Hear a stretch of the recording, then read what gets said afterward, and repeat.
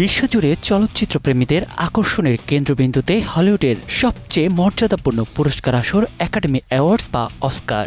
এবার এই আয়োজনের নিয়মকানুনে বড় ধরনের পরিবর্তন আনছে কর্তৃপক্ষ। ৯৯তম আসরকে সামনে রেখে নতুন নীতিমালায় স্পষ্ট হয়েছে চলচ্চিত্র শিল্পের ভবিষ্যৎ দিক নির্দেশনাও। অভিনয় বিভাগ থেকে শুরু করে আন্তর্জাতিক সিনেমা সব ক্ষেত্রেই এসেছে উল্লেখযোগ্য পরিবর্তন। নতুন নিয়ম অনুযায়ী একজন অভিনয়শিল্পী একই বিভাগে একাধিক মনোনয়ন পেতে পারেন। পুরনো সীমাবদ্ধতা ভেঙে সবচেয়ে বড় পরিবর্তনই আনা হয়েছে অভিনয় বিভাগে। নতুন নিয়মে ক্যাটাগরি বিভাজন নিয়ে দ্বন্দ্ব অনেকটাই কমতে পারে বলে ধারণা সংশ্লিষ্টদের।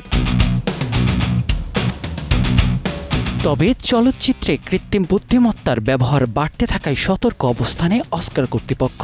নতুন নিয়মে অভিনয় বিভাগে শুধু মানব পারফরম্যান্স ও মানবসৃষ্ট চিত্রনাট্যই পুরস্কারের জন্য বিবেচিত হবে। আপাতত এআই এর অস্কার জেতার কোনো সম্ভাবনা নেই। এদিকে আন্তর্জাতিক ফিচার ফিল্ম বিভাগেও এসেছে বড় পরিবর্তন। এখন থেকে একটি দেশের একাধিক সিনেমা মনোনয়নের যোগ্য হতে পারে। এছাড়াও কান, বার্লিন বা ভেনিসের মতো বড় চলচ্চিত্র উৎসবে পুরস্কারজয়ী সিনেমাগুলো সরাসরি অস্কারের জন্য বিবেচিত হবে। আরেকটি বড় পরিবর্তনের মধ্যে রয়েছে, এখন থেকে দেশের নামে নয়, পুরস্কার দেয়া হবে চলচ্চিত্রের নামে, যা গ্রহণ করবেন নির্মাতা। নতুন নিয়মে কাস্টিং বিভাগে পুরস্কারের সংখ্যা বাড়িয়ে সর্বোচ্চ ৩ জন করা হয়েছে। সিনেমাটোগ্রাফি বিভাগে থাকবে নির্দিষ্ট ২০টি সিনেমার শর্টলিস্ট। ভিজুয়াল ইফেক্টস ভোট দিতে সদস্যদের নির্দিষ্ট ফুটেজ দেখা বাধ্যতামূলক। এছাড়াও মেকআপ বিভাগে ভোটের আগে অংশ নিতে হবে আলোচনায়।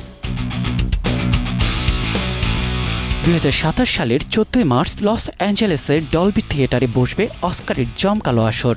জানা গেছে, বিচার প্রক্রিয়াকে স্বচ্ছ ও মানসম্মত করতেই একাডেমির পক্ষ থেকে নেওয়া হয়েছে এমন সব পরিবর্তন। নিয়াত শুভ, সময় সংবাদ।